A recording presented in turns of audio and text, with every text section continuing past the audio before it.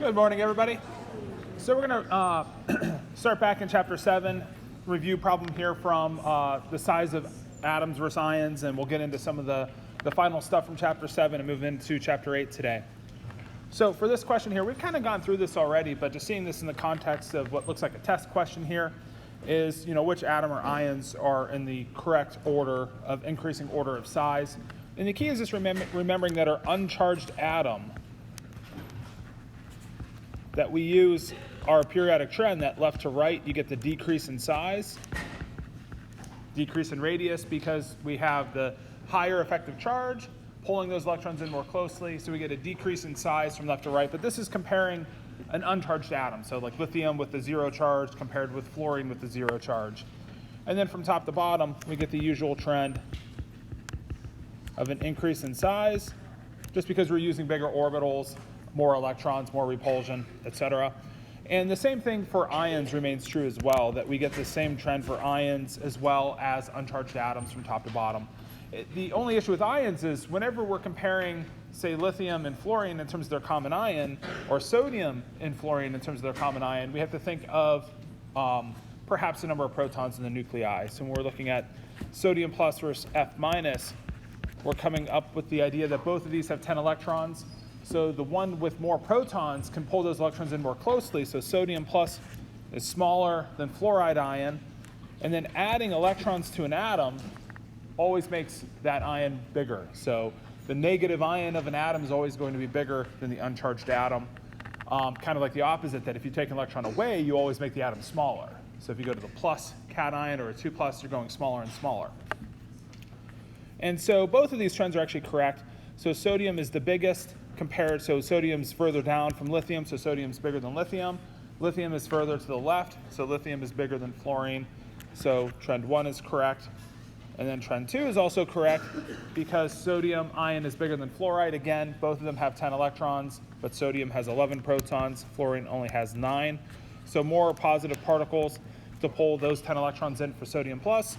And then F minus grew bigger than fluorine.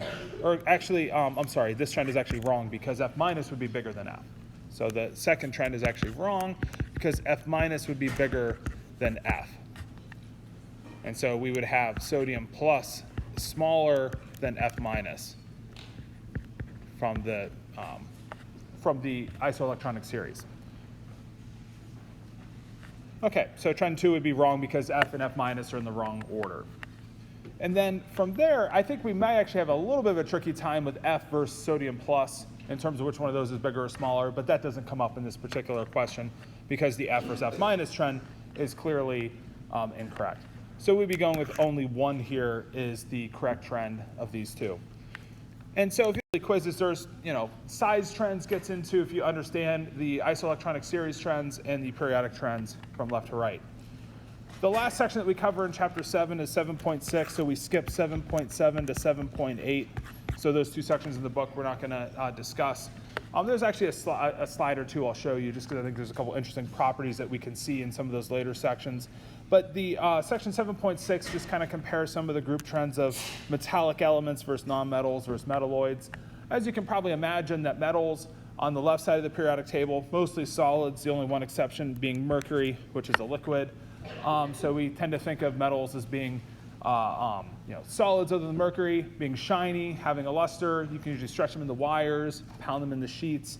So those have a totally different set of properties than nonmetals, which are mostly gases, but there's a few solids. Like we have carbon as a solid, we have sulfur and phosphorus that are solids. And then we have an entire group that are gases, the noble gases. We have another group that spans the range of gas, liquid, and solid, being the halogens. So we have gases for fluorine and chlorine, the other liquid element, bromine, and then iodine's a solid. So within the halogens, we actually get the solid, liquid, and gas elements within that one group of elements. And then oxygen, nitrogen, hydrogen, also chlorine, the entire halogen group existing as diatomic molecules. So we get some trends for the nonmetals that they must not be as attracted to each other as the metals are. Metals more strongly attracted form the solid structure. Nonmetals, weaker attractive forces. That's a topic we get into once we talk about molecular structure and talk then about liquid forces in chapter 11 and a little bit about solid forces into chapter 12. Metalloids, a little harder to understand. There's not a whole lot we're going to talk about metalloids today other than they're going to be a blend of the two. They're going to be sort of generally high melting point solids, but not the same characteristics as metals. So when you think of something like silicon or germanium, you're usually not thinking of a shiny metal that you're going to pound into a sheet, but more of a brittle material, though that generally still has a high melting point. Carbon in this regard, even though it's not generally regarded as being a metalloid, also has a really high melting point. So graphite and diamond have melting points above 2,000 degrees C. So despite not being metals, doesn't mean the melting point trends are lower for some of the nonmetals and some of the metalloids. It just means that they don't share some of the same properties of luster and shininess and the ability to stretch into wires, like metals have. And so a few of our distinctions here for metals versus nonmetals. Metals, like we said, shiny. You can see different colors, but usually silvery is the most common color. Solids are malleable, ductile. That's the fancy words for ductile, I think, is stretching into a wire. Malleable is pounding into a sheet. With nonmetals, you're not going to do this. So nonmetals usually don't have this luster, though they can still be colorful. Like sulfur is like a yellowish solid, for example. And the solids are usually brittle. Some can still be hard. Like you can think of diamond as being a really hard structure, despite not being, on the metal side of the periodic table. Now metals conduct heat and electricity really well, so they heat up quickly. You can flow electrons through them. Not so much for the metals and the nonmetals and the metalloids. They're often poor conductors of heat and electricity, though semiconductors can be turned on and off. So their conductivity has some band gap that you can turn on if you apply energy or maybe shine a light and have a photocell. A lot of the properties of semiconductors are just briefly touched on in this chapter. There's not a whole lot that you're really going to be expected to know about properties of metalloids. They come up a little bit more towards the end of chapter 12, but when we get to chapter 12, we're actually going to skip most of those sections. But if you're interested in materials, if you're a material science engineer, chapter 12 is one later you might want to take a look towards the second half of the chapter. Some of the sections, maybe we don't cover so much for this class, but you may just have some interest in reading about semiconductors and those type of materials. But one property that's kind of peculiar is metal oxides tend to behave as basic. They form like basic solutions in water. So most metal oxides are ionic solids that are basic, meaning they form hydroxide ions when they are in water. And then non-metal oxides tend to form acidic solutions, so they form H+ ions in water. And one of the, maybe one example we can write is if you picture something like NO2, so a non-metal oxide like one of the oxides of nitrogen reacting with water, that one of the products here, this isn't going to be balanced, this is going to be HNO3. I'm going to just leave this unbalanced. But just pointing out that you can form an acid from the combination of water and the non-metal oxide. One where maybe the reaction's better balanced would be water plus SO3 goes to H2SO4, just where you're making these acids of the non-metal oxide, and then those acids in water would give off their H+ ions and form acidic solutions. And so non-metal oxides, again, reacting in water to form acids. And then the metal oxides would be things like sodium oxide, potassium oxide. So if we imagine something like Na2O reacting in water, well, you would think first, if it dissolves in water, it would go to the sodium ion plus oxide ion. Then that oxide ion is actually a strong base and reacts with water. So the oxide ion reacts with water to deprotonate or to take an H+ ion off of water. If you take an H+ off of water, you leave behind another OH-. And so what you're doing here is you're taking an H+, leaving behind an OH-, and you're actually forming an OH- in the process. So you're making two hydroxide ions when sodium oxide dissolves in water. So sodium oxide dissolves in water, you form oxide ion. Oxide ion then deprotonates water, giving both the product and of its reaction with water, and then like the byproduct of that reaction being the hydroxide ion. And so what this leads, anything that makes hydroxide ion in water, we term to be a base. You make a complete formation of base here, so this is a strong base. So we would look at oxide ion or anything in solution that's going to dissolve to give oxide ion, we would call that substance to be a strong base. Now, we never went over solubility trends of oxide ion, compounds that contain oxide ion back in chapter 4. And I think because this secondary reaction takes place, it's a little bit complicated. It comes up a little bit more in chapter 16 later in Chem 1220. But for now, we can see that if you have a metal oxide, if it reacts with water, it's going to form oxide. That oxide is going to deprotonate water, forming hydroxide ion. And so this is leading to that basic solution. And so metal oxides form basic solutions if they react with water. Non-metal oxides, if they react with water, form acids. So just two different sets of properties for metals versus non-metals. Yeah? Hydrogen seems to be on both sides. Say that again? Hydrogen seems to be on 1A and 7A. Oh, yeah, so the H plus and H minus.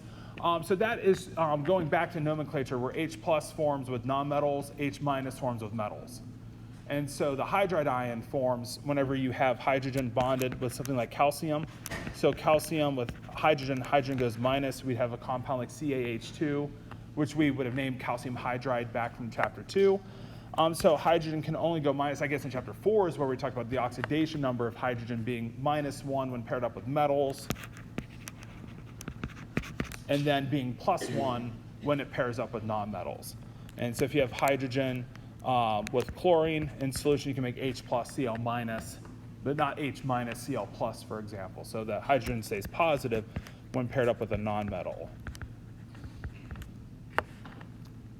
And so with that, the next kind of characteristic, I think that kind of leads into that last kind of topic, is that the metals form cations in solution or when they pair up in ionic compounds. And so metals tend to form cations, not anions. And the word tend is kind of interesting because I think they always do. I don't know of any example of a metal that goes negative in a like ionic salt that you can say like bottle and contain and ship, let's say. And so cations for metals, and then the anions are negative. So our anions, or excuse me, our nonmetals are going to tend to form anions. Now there are some examples like hydrogen being positive. So there's examples of oxidation numbers of nonmetals that are positive, but the collection of those oxidation numbers to form either oxyanions or some other group of anions is that they would be negative in charge. So like our molecular ions of nonmetals tend to go minus in charge. And there's a few exceptions, like ammonium goes positive, but we tend to go negative with our oxyanions. Okay, so which compound when added to water tends to lead to an acidic solution? Probably too simple of a question because we just talked about this, but this is a type of question you might see a week from now. Let's just make sure that we remember that the acids are going to come from the nonmetals, so this is going to react with water to produce some sort of acid. Now the prediction of which acid, is it HNO2, HNO3, some other acid, that's really not the point of predicting the acid versus basic solution. It's just really seeing the nonmetal here goes to the acid. I think you can write some acid formula, so it's not so hard to write some formula of an acid and imagine that's what makes that nonmetal oxide acidic, form an acidic solution. And then the metal oxide would form a basic solution. And so only compound 2 here would form the acidic solution. So you'll probably see a question or two like this in some of the daily quizzes or maybe on some of the practice exams. I feel like sometimes we look at a practice problem right after we cover something, and obviously it's really easy then. But the question is, will this still be easy in a week? I think so. If you practice it once or twice, it'll. Okay, and so then there's a few kind of categories of reactions that are somewhat common, and some of these are almost rehashing things we've seen before.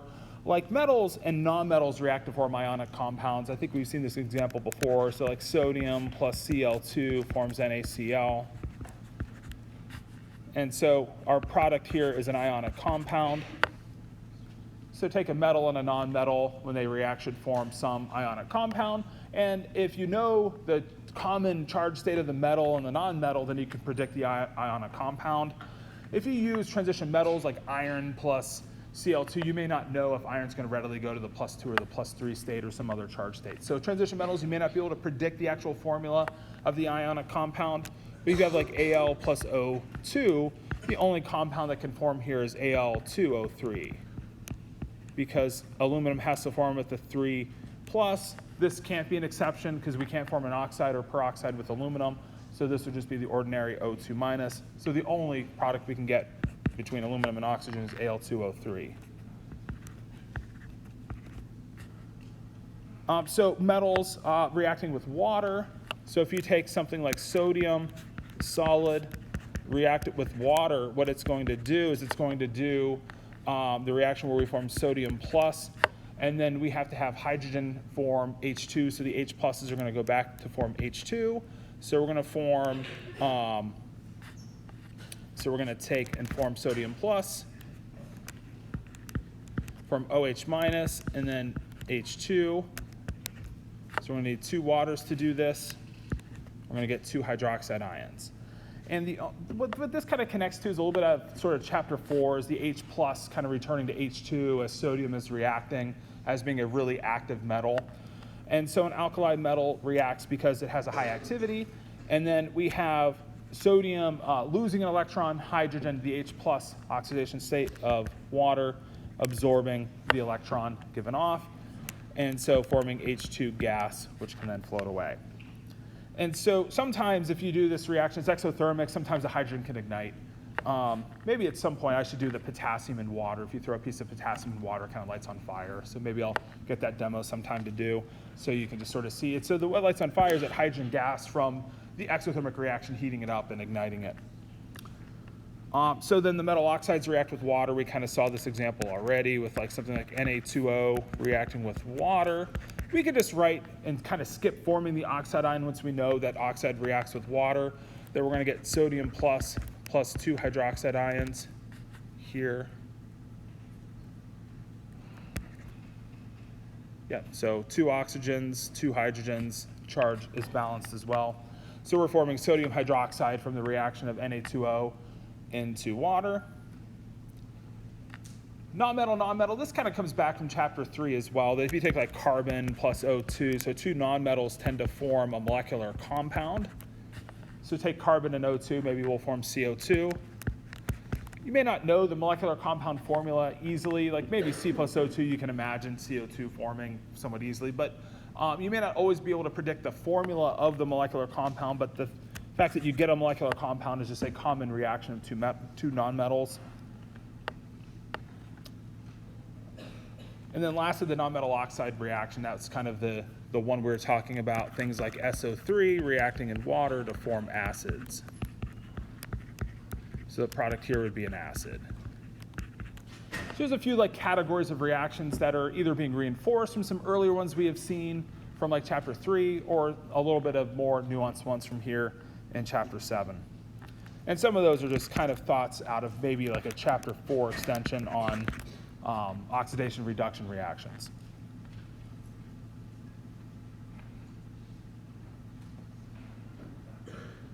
On the number 2, in the solid form, is it still plus? This one here? Yeah, you go to plus on top of sodium. Oh, yeah, no, so it's still 0 here, it's going to plus, yeah, sorry. I shouldn't have wrote the plus. So it's sodium metal, starting in the 0, going to the plus. So 0 to plus, losing an electron, yeah. So it's 0 to plus, and then the plus here to 0 over here being reduced. Yeah. There's just 2 group trends I wanted to point out just because I think they're kind of interesting.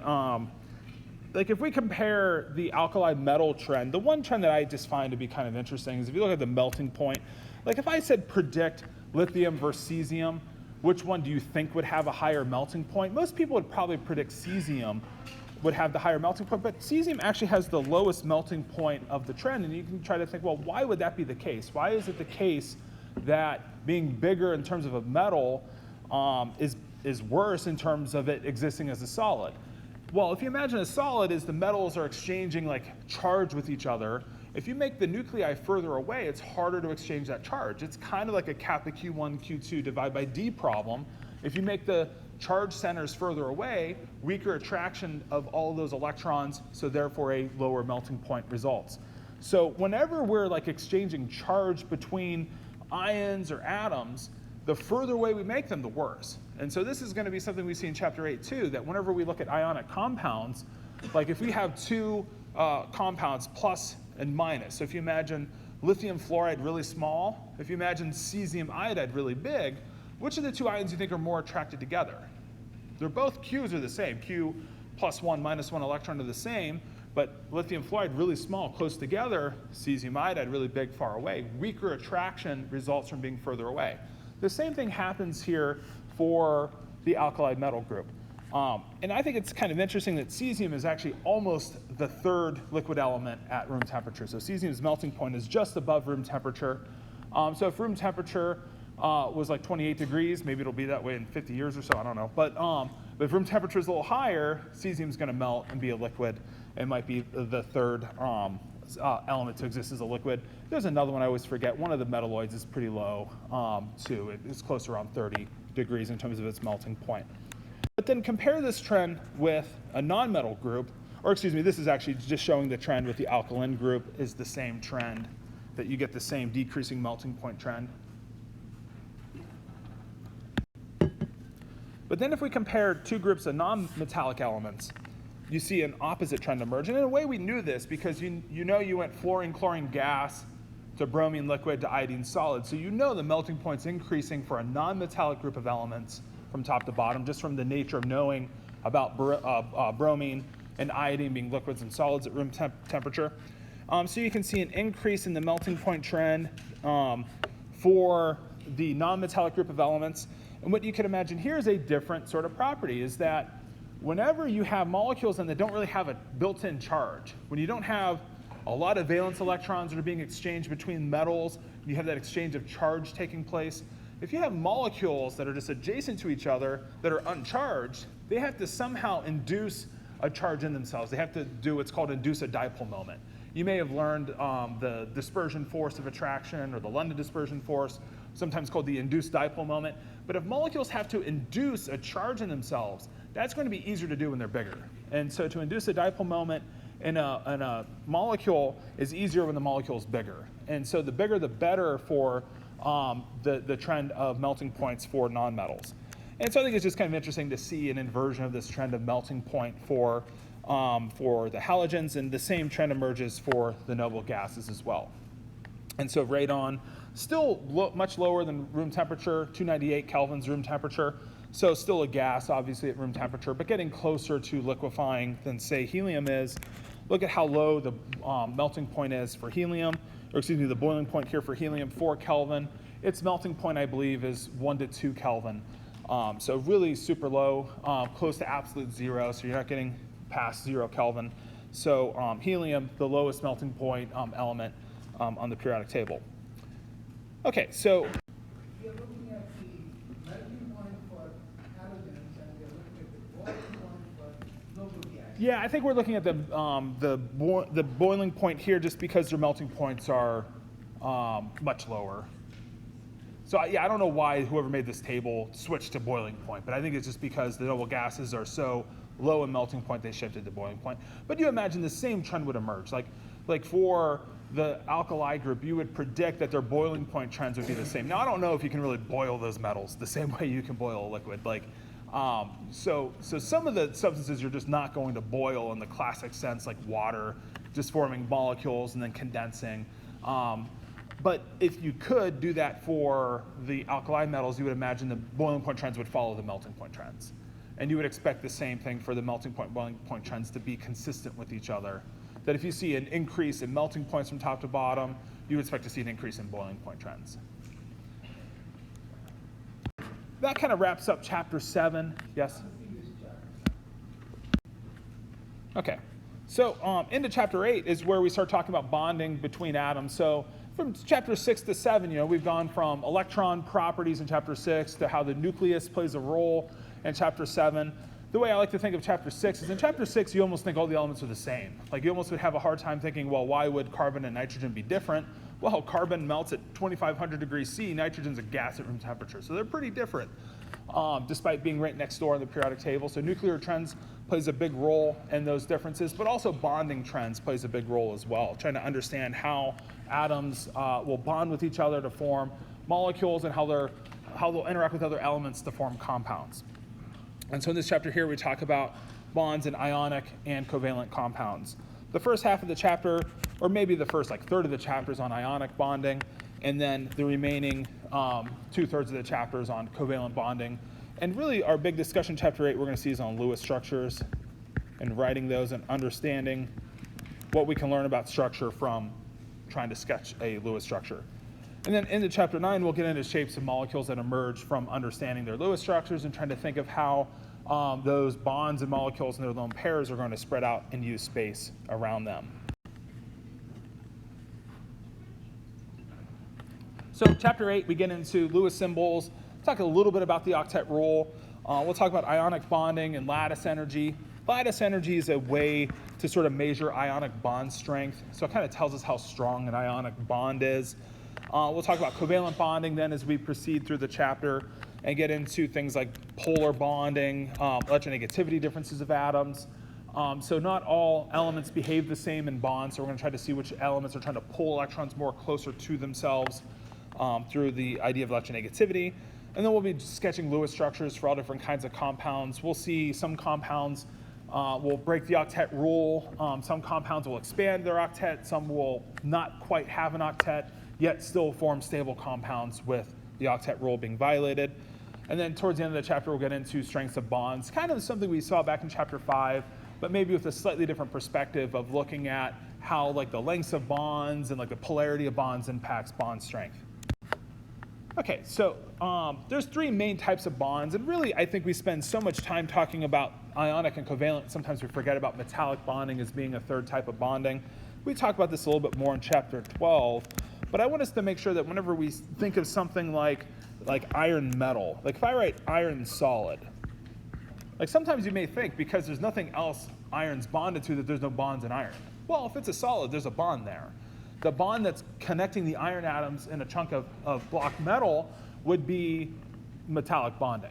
And so metallic bonding is something, again, we talk about it more in chapter 12, but it's something I was mentioning on that previous slide about the alkali metals. It's where you have all the nuclei and their valence electrons being shared across the metals. And so you get a bonding model or a picture of metallic bonding that's a little bit different from ionic versus covalent bonding. I think you've all probably seen, like ionic compounds and charges and the sharing of electrons through bonds. So I think we're kind of used to seeing things like NaCl and then like water, and that the lines representing a shared pair of electrons. But if you contrast, the difference between covalent bonding is where we're directly sharing electrons. Now these are 2 negative electrons being shared across the 2 nuclei. A double bond would be 2 pairs of electrons or 4 electrons being shared between the 2 atoms. Like a triple bond in nitrogen is 6 electrons being shared across the 2 atoms. That we're, I think, used to the concept of these electrons being shared between the 2 atoms, and that's what covalent bonding is. It's where the electrons are being shared. And then I think we're used to the contrast of the sort of ionic bonding being where, well, sodium had an electron, chlorine had an open shell, if you go back to like neutral atoms. So if we think of having sodium 0 and chlorine with a 0 charge, we're kind of picturing these charges here. And instead of them deciding, hey, let's share a pair of electrons like water did, chlorine says, no, how about I just keep it? And so chlorine actually decides based on its properties, and some of those are a few things we talk about, that it wants to actually keep the electron pair over here. So that it wants to keep the 2 electrons and go to the minus charge, and sodium just gives up its electron. And so I think you can see the difference between water saying, well, let's share the electron pair, chlorine saying, you know what, I'm keeping it, I'm not giving it back, I'm not going to share. And I think we can understand from chapter 7 why this happens now. The difference between hydrogen and sodium is about 800 kJs per mole in terms of ionization energy. Hydrogen, if you go back to the ionization energy chart, has an ionization energy about 2.5 times that of the alkali metals. And so it was like lithium, sodium, potassium, rubidium, all around 500 kJs per mole. It was decreasing, so lithium was the highest.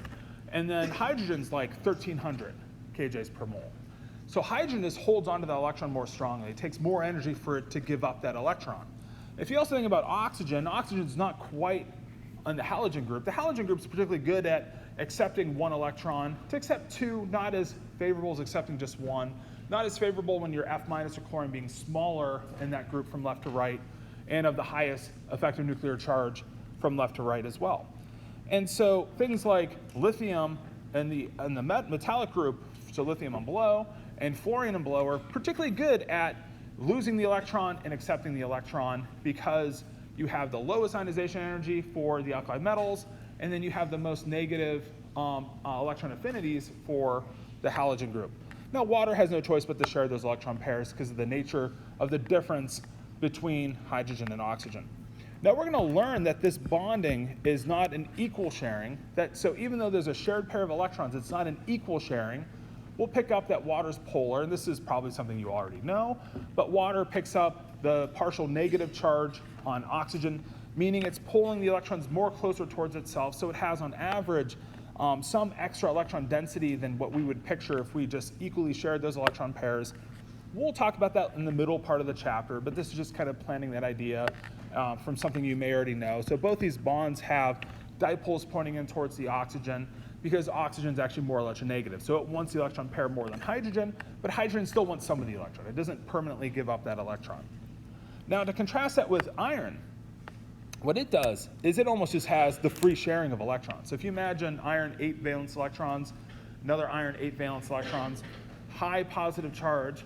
So imagine a case where instead of it saying, iron saying, okay, should we share 2 electrons? Should we share 4 electrons? How many electrons do you want to share? And the structure saying, well, there's actually a whole sea of electrons. How about we just share them all? And so you have the electrons almost like flowing like water, if you will, around the metals. That's what makes metals such good conductors of electricity. So you dangle a positive charge, the electrons flow towards it. If you put a negative charge, the electrons flow away from it. So the electrons, because they can flow, because they're not really owned by any particular atom, so it's not really like you can distribute electrons and count lines and bonds and charges. Just all those valence electrons flow through the metallic structure. Again, something we talk more about in chapter 12, but I think you can understand the contrast between shared electrons, covalent bonding, the donation and accepting of electrons, ionic bonding, and just the free flow of electrons being a picture of metallic bonding. Okay, in terms of Lewis structures just kind of follow from valence diagrams. So if we look at, say, nitrogen, so we might remember nitrogen is a 2s2, 2p3. In terms of its valence diagram, we would have like a 2s2, and we'd have something like a 2p3. So if I'm writing a Lewis symbol for nitrogen, I'm going to probably put nitrogen with 2 and then 3 dots around it. I'm not going to worry too much about which side of the 4 I put the 2 dots versus the 3 single dots, but just kind of representing 3 unpaired electrons.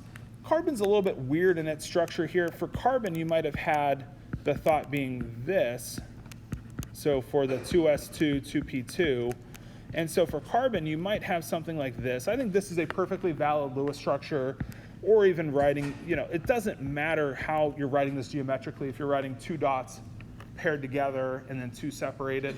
And then carbon's going to form a lot of compounds like CH4, where it's going to form 4 like single bonds, and kind of alluding to some of those compounds leads then to another variation where we just go ahead and start off with the 4 dots on each of the corners or faces of the atom. Like this structure here will help us see when you're making like CH4, if you're thinking, well, hydrogen just has 1 electron pair, then it kind of lets you kind of click these bonds into place so that you can come up with a Lewis structure pretty easily for something like CH4. You can do the same thing for water. So if you're picturing oxygen being, let me zoom in here. So oxygen having a 2s2, 2p4 configuration, so 2 dots that are unpaired and then 2 sets that are paired, following from its valence diagram. And then you can imagine hydrogen coming in here as well and forming H2O. And so the Lewis structures can help you sketch some basic Lewis structures for molecules. Now, I don't like to start a lot of Lewis structures from like a dot diagram. There's going to be a whole set of rules for sketching Lewis structures for more complicated compounds that might be more useful. But if you're looking at NH3, it's really easy just to look at like a Lewis dot diagram and kind of connect the dots and piece together, that if you're just picturing what dots you want to use to make the NH bonds, probably the unpaired dots, right? So pairing up here, here, and here, and then you're going to have predicted you'd have a lone pair of electrons on the nitrogen atom of ammonia. So we can use Lewis structures to help us piece together molecules. We can also then start to picture, like fluorine having the 2p5 configuration, so just one open valence, that if we want to write the Lewis structure for F-, we just add an electron to that valence shell. So it's kind of just shows a dot diagram structure for atoms that you can use along with your ideas of valence electron diagrams from chapter 6. Yep. If two S2 are four are trying to form four bonds, then should the nitrogen also try to form 5 bonds? For which? For the carbon, two S2 are two, they are making 4 bonds. Two S2 are also forming bonds.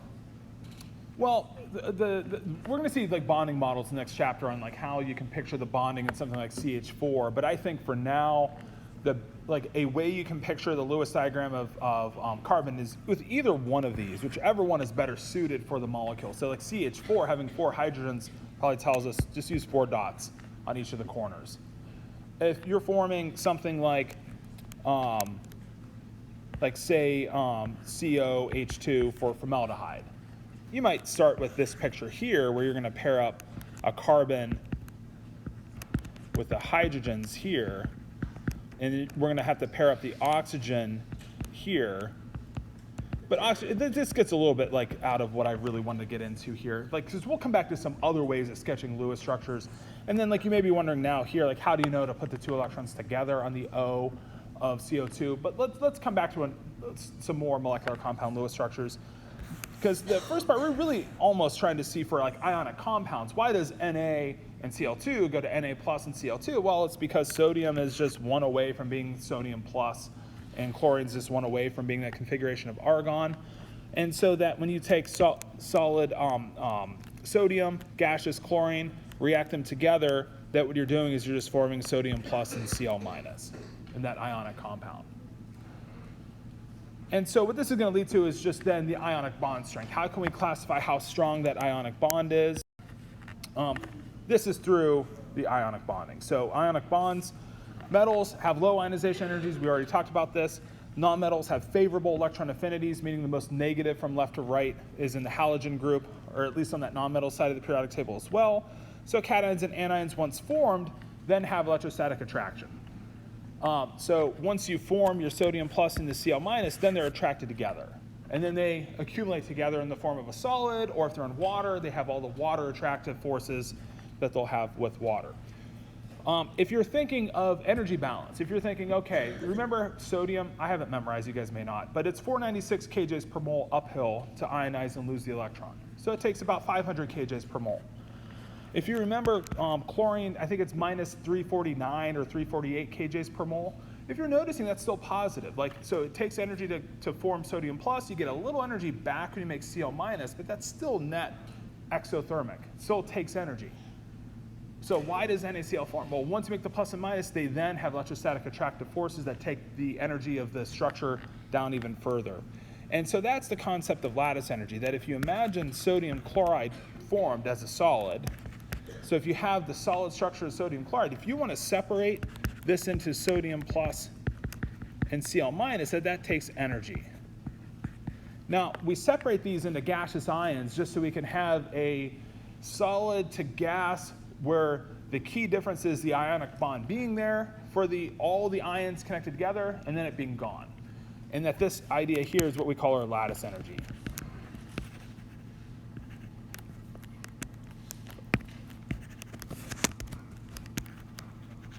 So lattice energy is just directly proportional. It's the idea of our ionic bond strength.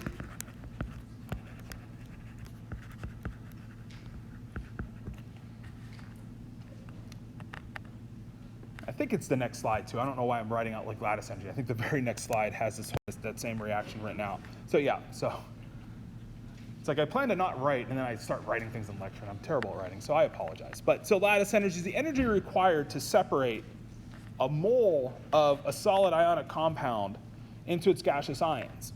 Now, you may be a little confused on why we go to gaseous ions, but it's again just so that we're going to ions that aren't interacting. So the idea of going to gaseous ions is they're separated, the plus and minus no longer interacting with each other. And then we don't have any issues with going to water where they each are going to have a different water interactive force. We're not forming these in the liquid state. We have different liquid interactions. So we just want to be able to take a different compound that's a solid and turn it into gaseous ions as well, so that we have a nice comparison for which compound has the stronger force of attraction, therefore taking more energy to separate. Just like ionization energies are positive always, lattice energies are always positive. It always takes energy to separate an ionic compound because there's a force of attraction between the plus and minus ions. So we always have that energy of electrostatic attraction. So this is always negative, right? So this is always a negative value, and this is still equal to kappa Q1, Q2 divided by D. And so you can probably get an understanding. I'm taking magnitudes again here because negative Q, positive Q goes more negative. Going more negative, I like to always think of that being stronger, but more negative is negative, right? So the magnitude of that drop in energy is going to increase if we have greater magnitudes of charge. So if we make +2 ions versus +1 ions, +2 ions would have a stronger force of attraction. And then the distance term is one where closer is better. So being closer together, decreasing that distance of separation increases the energy of attraction. And so let's compare some lattice energies. So some lattice energies here. So again, the energy associated with 1 mole of these compounds into their gaseous ions. And then the idea is just our kappa Q1, Q2 divided by D. And so let's just like go big. So LAF versus cesium iodide, because we started off with this comparison. And so notice that LAF is about double the lattice energy. It takes almost twice as much energy to separate a mole of LAF compared to a mole of CSI. So a mole of LAF contains the same number of ions as CSI. So a mole of each of them contains the same number of ions, the same number of ionic bonds. But CSI just has a weaker bond because the atoms are bigger. The ions are bigger, further away, takes less energy to separate those ions. If you look F to Cl to I don't know why bromine was skipped, but if you just look here, you see a decrease in lattice energy to moving the anion to be larger. And if you compare a different ion, F to Cl to Br with sodium, again, you get a decrease in lattice energy each step of the way. And if you compare LAF to sodium F to KF, is you're making the alkali better, bigger, you're getting generally a decrease in lattice energy, though KF actually, oh wait, I circled the wrong one, that's why it looks like an increase. I want to compare LAF to NAF to KF. So just comparing, changing the alkali metal, but keeping the anion the same, obviously making the cation bigger decreases the lattice energy. So we're decreasing the lattice energy because we're increasing the distance of separation and weakening that energy of electrostatic attraction. And then if you imagine going to +2 minus 1s compared to +1 minus 1s, then you increase the lattice energy. And then likewise, if you double both of them to +2 minus 2s, you even further increase the lattice energy. So if you increase the charge magnitude, we actually have two things going on at the same time. You have the size of the ions changing, but the charge is changing by a much bigger degree. And so we don't have to think too much about, if we're comparing, let's say, Mg's in the group of sodium. So if you're comparing sodium fluoride, would be a good comparison with MgO. That you really don't need to think too much about, is O minus bigger or smaller than F minus? Think just about the charges. Think about how it's the +1 minus 1 compared to the +2 minus 2, and you're quadrupling the charges, and you're about quadrupling the lattice energy, so pretty close to a factor of 4 higher in terms of our lattice energy. So the +2 minus 2s, it's not so much about their differences in sizes, it's about their differences in charge. So if you increase the magnitudes of charge, then you increase the energy of attraction between the ions. And then +3 minus 3, much higher, almost a factor of 9 higher for scandium nitride. And then if you compare making magnesium, calcium, strontium, then bigger, you see the same size trend that you're going to get a decrease in the lattice energy. Okay, so lattice energy is just related to the size of the ions. If you increase the size of the ions, you weaken the lattice energy, you weaken the ionic bond strength. And then if you make the ions further higher in charge, then you increase the lattice energy. Okay, so the thought came to my mind of like skipping the slide, because like this is like the silliest topic of, well, how do you actually calculate a lattice energy? And it like ties together a lot of different ideas of the class. It sometimes is on exams, so I'm not even sure if this will be on the test. So sometimes when something's on the test, it's easy to dust it under the rug when it's hard. But if we think about everything we've learned in chapter 7, we can almost put it into place in one problem to solve a lattice energy. And it also then brings up the concept of like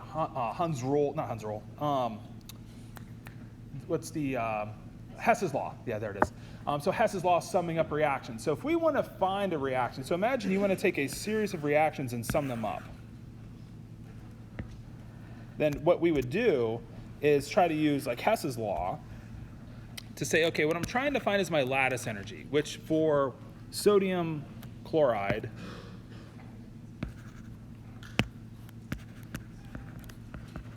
is this reaction here. That a lattice energy itself is not a reaction we can just like throw into a calorimeter. We can't just like chuck sodium chloride into a coffee cup and it's not just going to spontaneously break apart. So we can't just easily study this reaction by calorimetry.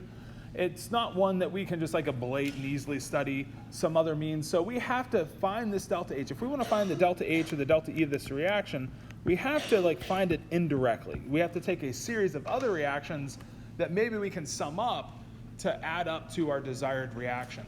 And so we're given a bunch of information in this problem. We're given things like a first ionization energy of sodium. We're given an electron affinity of chlorine. We're given enthalpies of formation of things like sodium gas, chlorine gas, and NaCl. And they're all up, we get the numerical values of these. Now, if what we do in a problem like this, if we see a problem like this, the one thing I think we can do is just write out very meticulously what those reactions correspond to.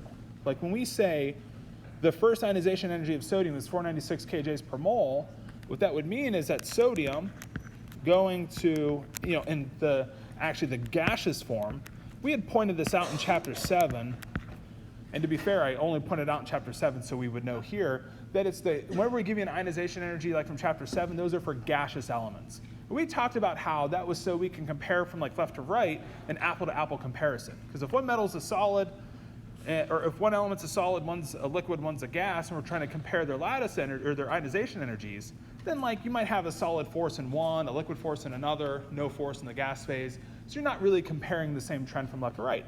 So you just compare the gaseous trends. But then here, when we see 496 kJs per mole, that's for gaseous sodium, losing an electron to go to sodium plus, still a gas, plus an electron. And so that this here would correspond to have, say, a delta H, 496 kJs, but times 1 mole of sodium.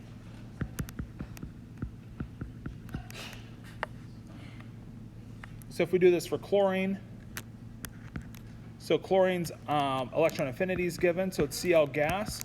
Electron affinity is absorbing an electron. So like, can we see the electron affinity being given and then be able to write this reaction here to Cl minus gas? And the delta H is just minus 349 kJs. And just kJs because we have 1 mole of Cl.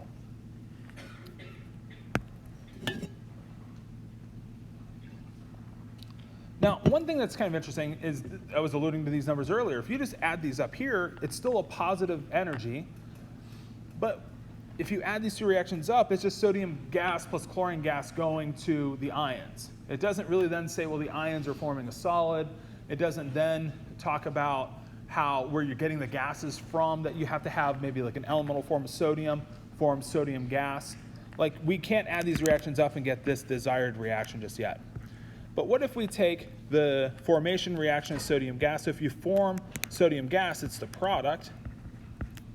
And the formation reaction is from its element in its standard state, which would be sodium solid. So being given the delta HF of sodium gas tells us that the delta H for this reaction here, that from the delta HF, the delta H of this reaction here is plus 107.7 kJs. So we're given a delta HF of sodium gas. Sodium gas is the product in the reaction. The element in its standard state, sodium solid, is on the reactant side. So I haven't flipped this reaction from what the formation reaction is telling me here. And so then I do this for chlorine. So chlorine being formed from its element, which would be Cl2. We got to put a half in front of Cl2 to balance, but for formation reactions, we can leave fractions. There's nothing wrong with that. And so the delta H of this reaction is just a delta HF of Cl minus 0. The delta HF of sodium solid and Cl2 gas are both 0 by definition. And so this delta H plus 121.7 kJs. Now again, can I add up these 4 reactions and get the desired reaction below? The answer is not quite. I'm almost there. And in fact, just one reaction, if we form sodium chloride, if we just write the reaction, so let me write it for the same kind of thought being, I'm just like writing out the reactions I was given. I was like given information, I was writing out the reactions that correspond to those events and that correspond to the energies that are given. If I formed sodium chloride, it would be from Na solid plus a half Cl2. So this reaction here I know has a delta H of minus 410.9 kJs. But do you see that this is the one reaction that I need to flip? And you may not have thought too much about the other reactions if they need to flip yet, but we're going to see that they don't. And we're going to be able to add these up as soon as I flip this last reaction. So let me go ahead and flip this reaction here. So I'm going to put sodium chloride as the reactant. And it's really just because I want that sodium chloride as a reactant in my final reaction. And then sodium solid plus a half Cl2. And then I need to flip the sign here. So that's plus 410.9. Okay, so now the question is, do these all add up to the desired reaction? So let's take a look here. So sodium solid, so these cancel. We have a half Cl2 gas, here, so those cancel. Cl gas, those cancel. This is a gas, so we were forming the gas. So sodium gas cancels. Electron cancels. And what doesn't cancel? Sodium chloride, reactant, goes to sodium plus gas, Cl minus gas on the product side. Everything else canceled out. And so that's how you actually find a lattice energy, is through indirectly knowing ionization energies, electron affinities, enthalpies of formation. And so because we can see we add all these reactions up, means we can just sum up our delta H's. And so hopefully this works. So we do 496 minus 349 plus 107.7 plus 121.7 and then plus 410.9. I get 787 kJs.